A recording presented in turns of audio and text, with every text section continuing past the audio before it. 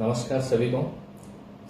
आज हमें एक अच्छा अपॉर्चुनिटी मिला है कि जानने की यहाँ सोलर पावर प्लांट अंडमान में कैसा काम कर रही है और कैसा इफेक्टिवली इसको यूज़ किया जाता है और क्या जनरेशन है, इसमें क्या क्या है और कैसे इसको यूटिलाइज करते हैं। तो इस बारे में आज हम लोग चर्चा करेंगे। तो अब हमारे साथ Shri CH Kiran Kumar ji, senior manager NTPC limited हमारे साथ मौजूद है अभी। Sir, first of all thank you so much for giving me this valuable time for with me और चैनल सब्सक्राइबर्स। अब इसका बारे में चर्चा करेंगे। सर से जानेंगे कि सर को अच्छा एक्सपीरियंस है, जबकि प्लांट जब से कमीशनिंग किए तब से सर यहाँ पर है और अभी तक प्लांट बढ़िया से चला रहा है सर। तो सर को अच्छा नॉलेज है और अच्छा आइडिया भी है कि सोलर जनरेशन कैसा होता है, क्या फैक्ट है। देखिए, बहुत सारा जगह से हम लोग सुनने मिलता है कि सोलार करके मिलता है और मीडिया में भी बीच में पावर कट का वैसे सोलार कुछ रीजन है करके ऐसा भी सुनने में मिला। तो आज वो सब भी एक पब्लिक के अंदर में डिमांड रहेगा। जैसे कि अंडमान में आप सभी को पता है सोलर पावर प्लांट है और इसको कैसा यूटिलाइज किया जाता है और किसी को बारे में अवेयरनेस नहीं है। तो अपना घर में भी अगर लगाना है तो आपको डाउट होता है कि सोलर प्लांट हाँ लगाइए तो क्या होगा आगे, मतलब एफिशिएंसी देगा, सही से चलेगा नहीं चलेगा, उसके बारे में थोड़ा डाउट है। तो first of all welcome to my channel sir. बोलिए सर। फर्स्ट ऑफ ऑल ये पूछने होता है कि सोलर प्लांट अंडमान में कब आया गया और कब इंस्टॉल किया और कब ये वर्क करने लगा, तो इसके बारे में आप कुछ बताइए। एक ऐसा है कि अंडमान में जो basic power generation diesel based power generation था, तो ग्लोबली जो एनर्जी पावर जनरेशन ट्रेंड जो चेंज हो रहे थे, उसके बेस में अंडमान का एक विजनरी प्लान बनाया कि यहाँ पे सोलर प्लांट बिठाया जाए। तो उसके बेस में एक MOU साइन हुआ था अंडमान एडमिनिस्ट्रेशन और NTPC के साथ। एंड उसमें NTPC ने 2012 ये प्लांट को काम चालू किया एंड 2013 के मार्च में कमीशनिंग कर दिया है। तो अभी तक ऑलमोस्ट 10 साल हो चुके हैं ये प्लांट चल रहा है 2013 से। ये प्लांट 25 एकड़ में फैला हुआ है और इसमें हमारा एक 6 इन्वर्टर है और करीबन 21,000 सोलर पैनल है जो मोनोक्रिस्टलाइन टेक्नोलॉजी के बेस में सेटअप किया हुआ है। और ये NTPC का भी फर्स्ट प्लांट है जो इस छोटे से आइलैंड्स में अपने फर्स्ट स्टेप रखा है यहाँ पे। और इस आइलैंड्स का भी पहला ग्रीनफील्ड सोलर प्लांट है। सर, अभी अंडमान में सोलर पावर का जनरेशन कैसा हो रहा है उसका बारे में थोड़ा ब्रीफ करिए कि ताकि मेरा व्यूअर्स को समझ में आए कि कैसा जनरेशन हो रहा है, क्या है इसके बारे में थोड़ा डिटेल ब्रीफ कीजिए। देखिए, सोलर पावर बेसिकली सोलर सन से जो एनर्जी आ रहा है उसको हम टैप कर रहे हैं। सन से जो एनर्जी सो बरसों सालों से आ रहा है, मिलियंस ऑफ ईयर्स पहले से ही आ रहा है, कोई टेक्नोलॉजी नहीं है उसको कैप्चर करने की। रिसेंट डिकेड में क्या हुआ, ये सोलर सेल्स काफ़ी रिसर्च इनका हुआ है और इसमें हम कमर्शलाइज कर दिया गया है सोलर सेल से एनर्जी जनरेट करने का। बहुत टाइम पहले आप देखेंगे कि स्पेस शटल्स में एंड सैटेलाइट्स में यूज़ किया जाता था, पर ओवर द पीरियड क्या हुआ कि इसको काफ़ी प्रोडक्शन, मतलब वॉल्यूम्स बड़े हैं प्रोडक्शन की, एंड इसको हमारा ग्राउंड एप्लीकेशन में ले के आए हैं। तो इसका वेरी सिंपल कॉन्सेप्ट है सोलर पावर कैसा बनता है। आप लोग सभी लोग ने 9th-10th स्टैंडर्ड में पढ़े होंगे।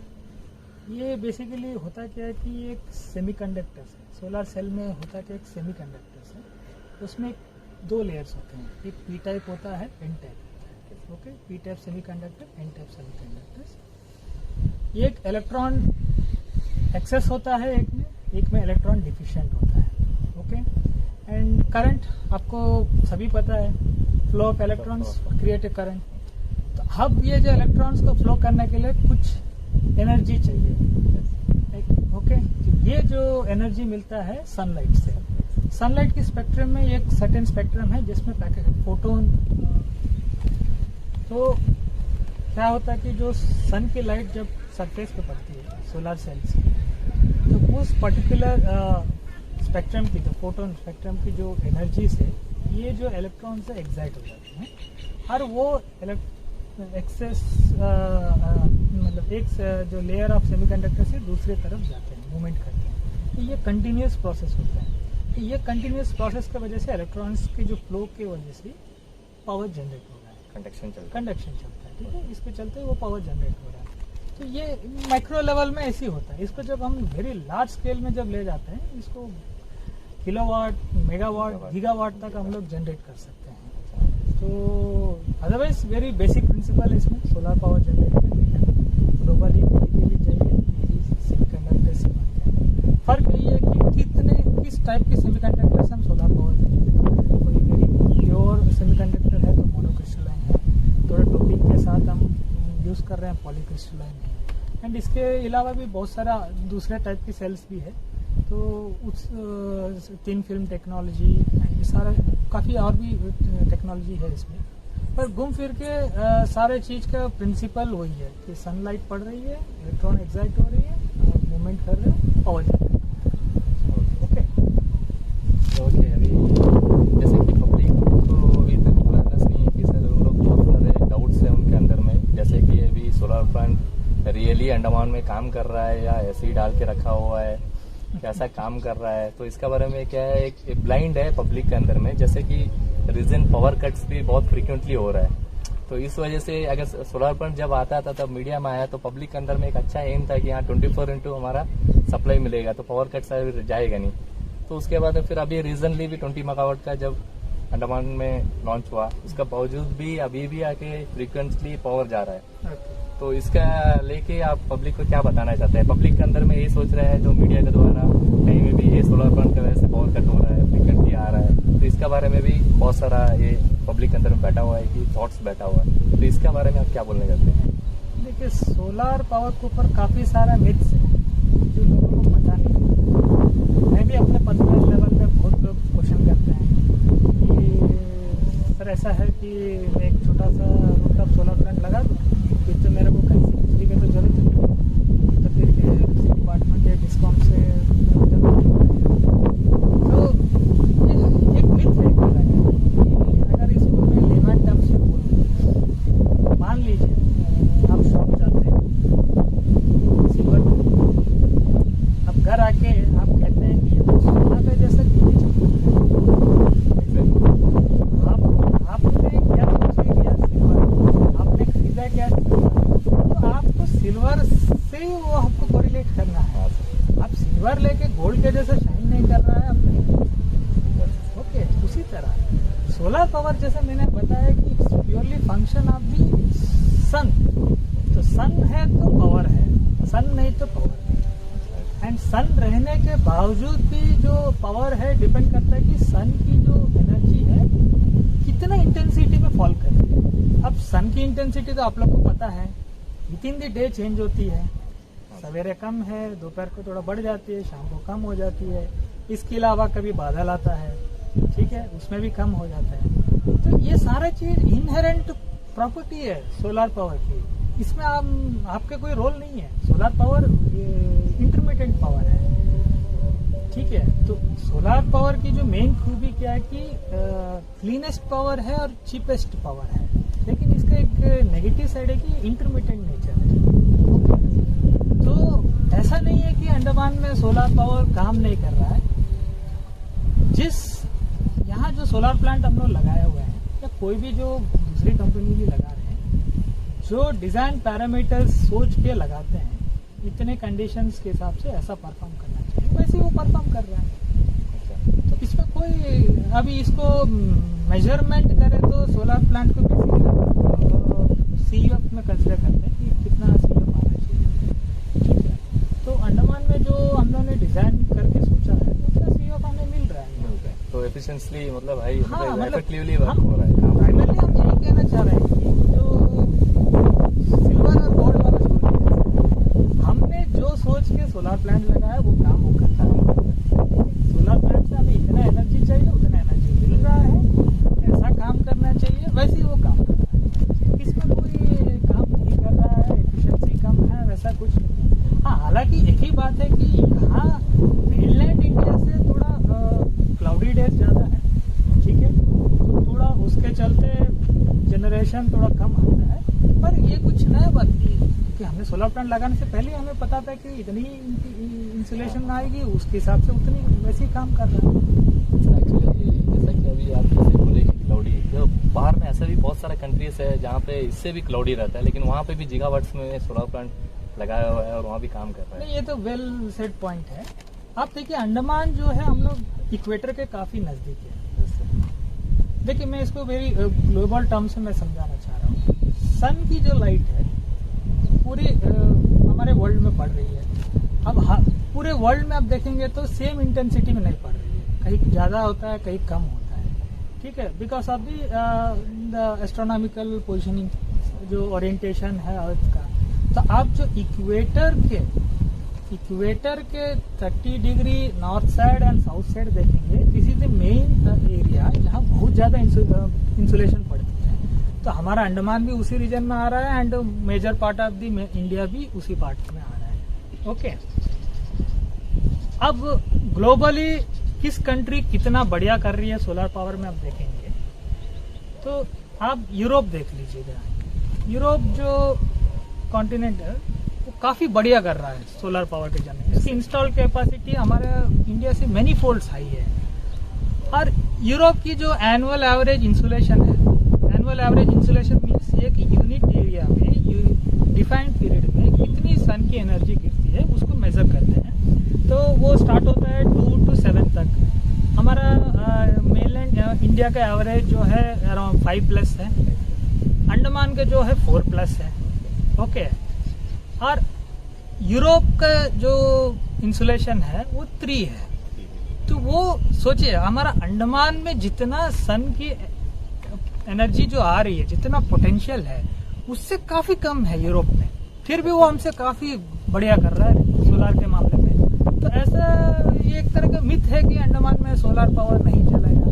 ठीक है, ठीक है, अंडमान बिहार सबसे पहला तो देखिए ये हम लोग इक्वेटर के नजदीक है तो बहुत बढ़िया पोटेंशियल है।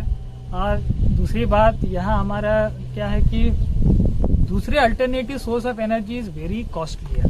तो सोलार बहुत चीपेस्ट है तो हमें उसको पूरी तरह फुल पोटेंशियल में अवेल करना चाहिए। हाँ, बल्कि इसका एक ड्रॉबैक है कि इंटरमिटेंट नेचर है, तो उसके लिए हमें सोलार को कभी भी स्टैंड अलोन चला नहीं सकते हैं अभी के टेक्नोलॉजी में। अगर स्टैंड अलोन चलाना भी है तो बहुत कैपेसिटी की बैटरी स्टोरेज जरूरत पड़ेगी, जो घूम फिर के बहुत एक्सपेंसिव हो जाएगा।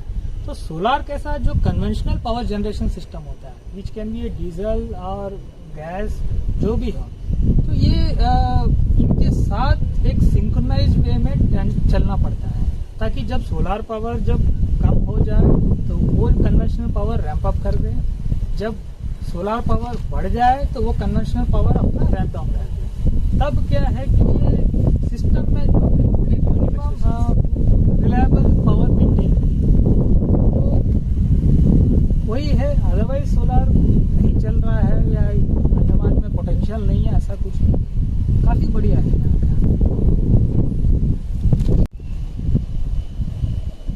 सर आप जैसे कि पब्लिक के अंदर में एक थॉट्स है, जैसा कि वो बहुत डरते हैं कि अगर सोलर, और जैसा कि सोलर पावर्ड प्रोडक्ट्स होती है, जैसा कि सोलर बेस्ड हीटर हो गया, सोलर बेस्ड कुकर हो गया, तो इस तरह का सोलर बेस्ड का बहुत सारा प्रोडक्ट्स है कि आजकल मार्केट में अवेलेबल है। और प्लस आके जैसे कि आप जैसे बोले थे कि रूफटॉप जो पूछ रहे हैं, वो रूफटॉप अगर अपना घर में लगाने मांगते हैं तो उनको क्या बताने मांगते हैं आप? ये कैसा काम, मतलब उनका अंदर में ये डर है कि मैं ले लूँगा या कुछ प्रॉब्लम होगा या आगे काम करेगा नहीं करेगा, तो इस विषय में उनका क्या बताना चाहते हैं आप? देखिए इसमें 2 पार्ट होंगे। एक तो हो गया कि टेक्निकलिटीज कि रूफटॉप से एक सोलर प्लांट लगाऊंगा तो कैसा चलेगा। दूसरा हो गया सर्विस। अब टेक्निकली मैं कमेंट करूंगा।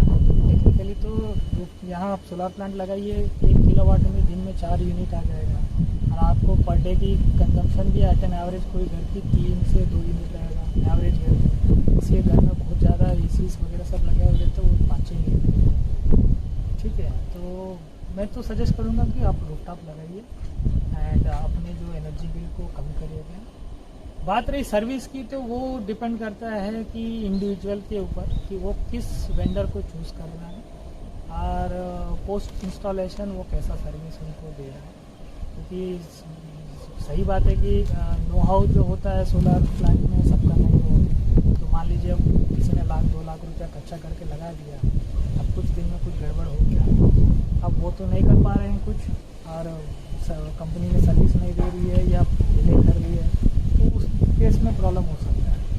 तो अदरवाइज देखिए रूफटॉप में सोलार लगाइए आप लोग, और इसका बेनिफिट है। हो सकता है कि देखिए बेनिफिट सबको एक यार्ड स्टिक में हम कंपेयर नहीं कर सकते हैं।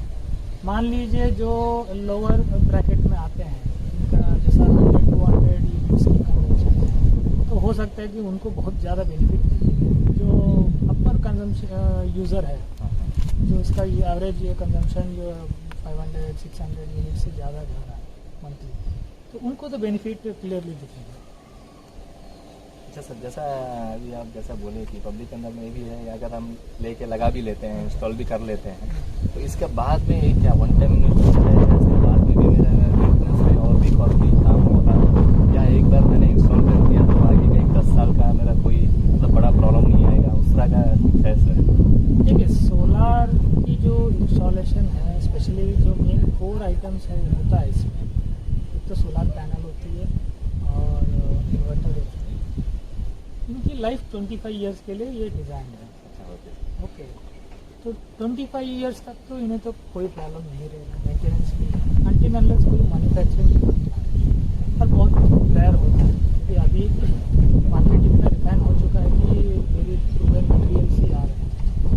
एंड इसके अलावा जो केबल्स एंड छोटा जो एंसिलरी आइटम्स है, तो उसमें देखिए कुछ वेयर एंड टेयर वाला प्रॉब्लम आ सकता है, या कोई वैंडलिज्म हो गया, कुछ प्रोडक्ट्स काट दिया है, तो वो सब चीज़ मेकअप कर सकते हैं। जो मेन कोर आइटम है सोलर पैनल इन्वर्टर, ये 25 ईयर्स के लिए डिज़ाइन है। तो 25 ईयर्स तक तो कोई इश्यूज़ रहती नहीं है। और साथ में अगर बैटरी स्टोरेज सिस्टम लगा रहे हैं, तो फिर बैटरी की तो अपने लाइफ है, तो कोई बैटरी 4 साल चलती है, कोई 6 साल चलती है, depend upon technology and depend upon the charge discharge cycles. तो वो कंज्यूमेबल आइटम जैसा होता है। तो जैसा कि जैसा मार्केट में इन्वर्टर भी आ रहा है और साथ में हाउस होल्ड के लिए हाइब्रिड इन्वर्टर भी आ रहा है, तो जैसे कि अभी पब्लिक को हाइब्रिड इन्वर्टर लेना है तो उसमें भी सोलार का एक सोर्स हो जाता है। जैसे कि नॉर्मल इन्वर्टर में आपको 2 ही सोर्स होता है, एक तो बैटरी का और एक है कि हमारा इलेक्ट्रिसिटी का। तो जब हाइब्रिड में जाते हैं तो और एक एडवांटेज आ जाता है कि हमारे पास और एक सोर्स में ऐड कर सकते हैं। तो इसका बारे में पब्लिक को क्या बताना चाहते हैं? देखिए यहाँ अभी क्या हो रहा है कि लास्ट कुछ महीनों से या साल से थोड़ा पावर कट्स थोड़ा ज़्यादा चल रहा है, एंड लोग जो है सब कोई अपने घर में इन्वर्टर रख रहे हैं, एंड इवन शॉप्स में भी देखने को मिल रहा है कि इसमें मेरा एक सजेशन है कि instead of going a plain household inverter, hybrid inverter में जाइए। मार्जिनली बहुत ज़्यादा कॉस्ट में डिफरेंस है। उसका क्या बेनिफिट होता है कि उसमें जो सोर्स ऑफ पावर है एक सोलर पैनल से आप जोड़ने का प्रोविजन है। तो इफ बजट परमिट नहीं कर रहा तो सोलर पैनल अभी मत लीजिए, बाद में जब पैनल की कॉस्ट और कम आ जाएगी, जब आपके मतलब मनी अरेंज कर सकते हैं, तब आप ले लीजिएगा, पर वो प्रोविजन तो पहले से रख सकते हैं। तो उससे क्या होगा कि जो सोलर पैनल जो लगेगी आपके घर में, उसी पैनल से आपके बैटरी भी चार्ज होगी। ठीक है, तो देखिए में भी हो सकता है कि port Blair and surroundings area वाले को बहुत ज़्यादा फर्क नहीं पड़ेगा, ठीक है, पर जो रिमोट एरियाज में है, स्पेशली अंडमान निकोबार में, जहाँ उनको पावर मिलती भी है तो कुछ रेगुलेटेड आवर्स में मिलती है, या कुछ लोगों को मतलब ओके अगर इतना मतलब कम ड्यूरेशन में भी पावर मिलता है कि बैटरी भी चार्ज नहीं हो पाता। सही बात है। ओके, काफ़ी सारा रिमोट प्लेसेस है, अगर हाइब्रिड इन्वर्टर ले ले तो उस पैनल से बैटरी चार्ज हो जाएगी। ओके, तो ये दूसरा और एक बेनिफिट क्या हुआ कि माइक्रो लेवल में हम सिस्टम में स्टोरेज प्रोविजन रख रहे हैं। बैटरी स्टोरेज जो है माइक्रो लेवल में ये इम्प्लीमेंट हो रहा है, क्योंकि हर हाउस होल्ड में एक छोटा सा स्टोरेज मिल रहा है इसमें। ठीक है, तो ये इसका मेन बेनिफिट है कि आप दूसरा अपने एनर्जी बिल कम कर सकते हैं कि दिन में जो कुछ पावर आपके रूफ एरिया का आप यूटिलाइज करिएगा, थोड़ा कुछ 2-3 पैनल लगा के आप बैटरी चार्ज कर लीजिएगा।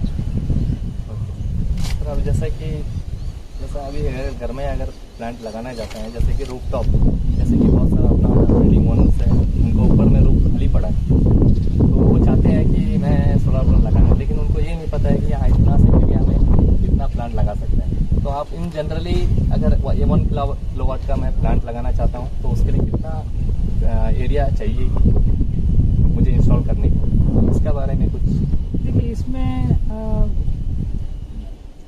थंब रूल क्या है कि एक 10 स्क्वायर मीटर में 1 किलोवाट की सिस्टम लग जाएगी। ओके, एंड अभी आने वाले दिन में कि पैनल भी इतना एफिशिएंसी बढ़ रहा है कि और कम एरिया में ज़्यादा कैपेसिटी हो सकता है कि इसमें 10 स्क्वायर मीटर में 1.2 किलोवाट भी लग जाए। ओके, तो 10 स्क्वायर मीटर तो कुछ नहीं है, मतलब हर छोटा से छोटा घर वाला भी 2 किलोवाट लगा सकता है। हाँ, तो सवाल वही है कि इसका इन्वेस्टमेंट कॉस्ट, फिर इसका जो रियल बेनिफिट है वो उसका कैलकुलेशन जो करना है। तो वो जैसा मैं पहले भी बोला है कि हर कस्टमर के लिए ये जो कॉस्ट बेनिफिट एनालिसिस करना है, तो उसके बेस में अपना कॉल लेंगे। तो स्पेशली जो हाई एंड कंज्यूमर्स है, तो उन्हें तो आँख बंद करके लगा देना चाहिए, क्लियरली मतलब बेनिफिट तो मिल जाएगा उसमें। जैसे कि अभी आपका जो 10 ईयर्स का जो प्लांट का एक्सपीरियंस है, उसमें बहुत सारा जानकारी अभी हमें जानने मिला सर। तो बहुत सारा चीज़ जिसको पता नहीं था, शायद इस वीडियो देखने के बाद में उनको भी एक अवेयरनेस हो जाएगा कि हाँ सही में क्या चल रहा है और कैसे यूटिलाइज कर रहा है, नेक्स्ट क्या कर सकते हैं, उनको जो भी डाउट रहेगा वो मैक्सिमम क्लियर हो जाएगा। आप क्या फाइनली बताना चाहते हैं सर, जो व्यूअर्स है उनको क्या बताना चाहते हैं? देखिए, एनर्जी मार्केट जो है वेरी फास्ट चेंज हो रहा है। अभी जो फ्यूचर है, देखिए एनर्जी तो हमारा डे टू डे रिक्वायरमेंट है, सिर्फ सोर्स बदलता था। पहले के ज़माने में हमारा सोर्स ऑफ एनर्जी रहता था वुड, फिर कोल आया, उसके बाद जो सोर्स ऑफ एनर्जी है फॉसिल फ्यूल, देन गैस। अब जो कमिंग मार्केट है इट विल बी इलेक्ट्रिसिटी। आप ऑलरेडी फील कर रहे होंगे कि आप जो भी जैसा इंडक्शन कुकिंग कर रहे हैं, तो आपका कुकिंग पहले क्या था, आपने चूल्हा में खाना बनाते थे, फिर केरोसिन से बनाते थे, फिर एलपीजी से बना रहे हैं, अब ये जो है इलेक्ट्रिसिटी से यूज़ कर रहे हैं। उसी तरह आप देखिए ट्रांसपोर्टेशन भी देखिए, पहले बैलगाड़ी, मतलब जो हॉर्स, वो तो हॉर्स पावर वाला एनर्जी हो गया। फिर उसके बाद ये fossil fuel based, diesel based, petrol based, फिर गैस बेस्ड व्हीकल। अब जो अगला फीचर है इलेक्ट्रिक व्हीकल्स। तो ये जो इलेक्ट्रिसिटी है it will be a part of life, day to day. आप सुबह उठेंगे, जो घर में आप जो कंज्यूम करेंगे, बाहर जाएंगे, ट्रांसपोर्टेशन, हर जगह ये इलेक्ट्रिसिटी मार्केट हो रही है। तो जब हम हर चीज़ इलेक्ट्रिसिटी ड्रिवन सिस्टम बना रहे हैं, तो हमारा पहला सवाल यही रहता है कि हमें जो इलेक्ट्रिसिटी है चीपेस्ट कॉस्ट में लाना है एंड रिलायबल लाना है। तो इसके चलते ये जो पूरा एफर्ट लगाया जा रहा है कि सोलार पावर को हर जगह लगाने का, क्योंकि solar power is very cheapest. आज के डेट में जितने भी source of energy, cheapest source is solar. Cheapest भी है सर, और ऊपर से पोल्यूशन फ्री है, ग्रीन एनर्जी। हाँ, स्केलेबल मॉडल है, कहीं भी आप लगा सकते हैं।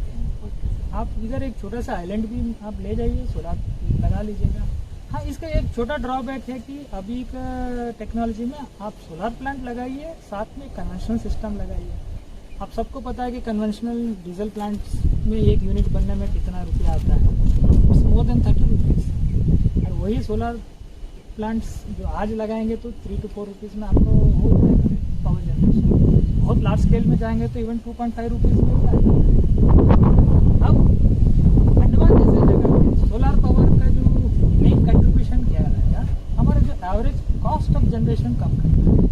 हम इसको पर डिपेंड नहीं कर सकते, क्योंकि आप सभी को जान रहे हैं कि आप लोग सब घर में कितना देते हैं और बिजली बिल कितना बांटते हैं। एक यूनिट का 4 रुपये एवरेज देता होगा, फर्स्ट स्लैब जो होगा, उसके बाद 6 रुपये, ठीक है। लेकिन जो यहाँ गवर्नमेंट को वो जो यूनिट बनाने में 30 रुपये से ज़्यादा खर्चा लगता है, तो ये सब्सिडी लॉन्ग टर्म में सस्टेनेबल नहीं है।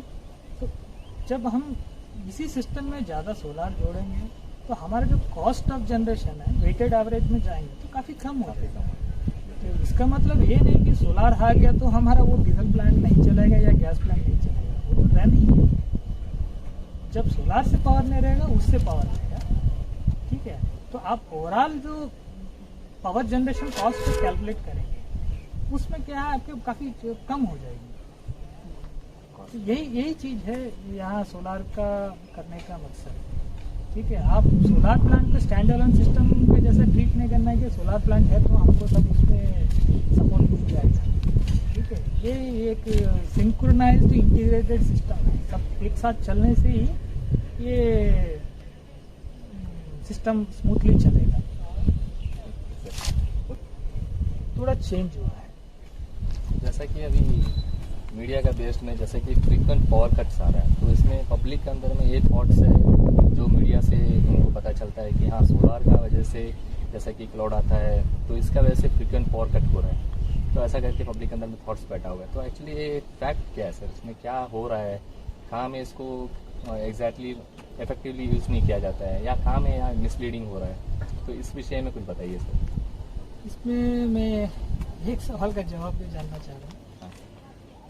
क्या यहाँ पे रात को पावर कट्स नहीं होता है क्या?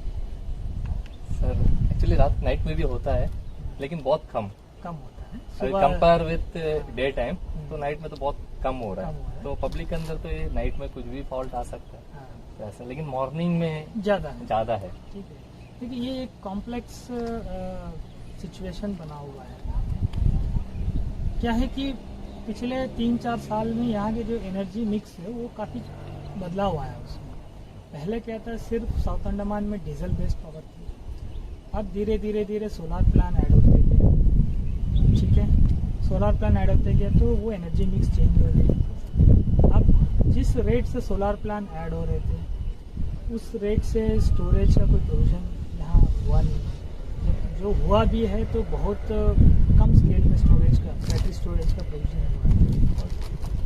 और साथ में जो कन्वेंशनल पावर जनरेशन है उसमें भी काफ़ी बदलाव आया हुआ है। पहले बड़े इंडिपेंडेंट पावर प्रोड्यूसर थे यहाँ पे, वो सब चेंज हो गए हैं, अभी बहुत सारे छोटे छोटे प्लांट्स आ गए हैं।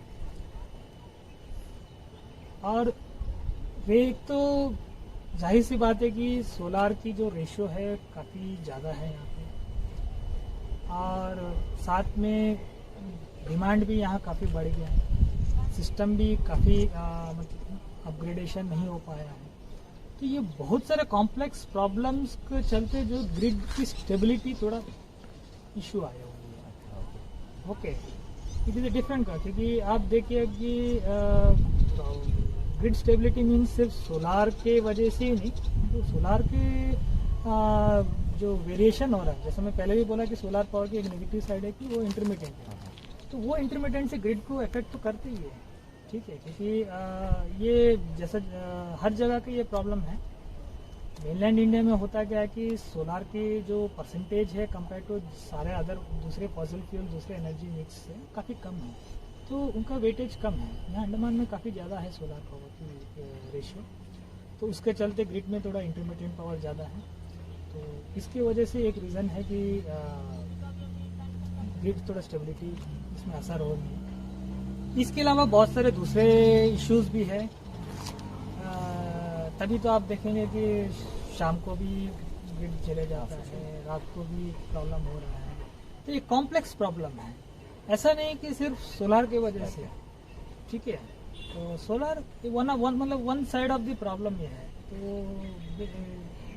तो ये सब चीज़ को देखिए हमें ठीक करना है, तो हमें कन्वेंशनल जनरेशन साइड में स्मार्ट सिस्टम को इम्प्लीमेंट करना पड़ेगा, जो सोलर के साथ सिंक्रोनाइज्ड मोड में वो रैम्प रेट अपना मॉड्यूलेट करे, मतलब रियल टाइम बेसिस में। और सोलर पावर में भी जो है बैटरी का स्टोरेज बढ़ाना पड़ेगा। तो ये सारा करने से क्या है कि ग्रिड की स्टेबिलिटी इम्प्रूव कर सकती है। Okay sir, thank you so much. आप इतना टाइम आके हमारे साथ स्पेंड किए हैं, तो आपका जो वैल्यूएबल टाइम है उसके लिए बहुत बहुत धन्यवाद। Okay sir, thank you.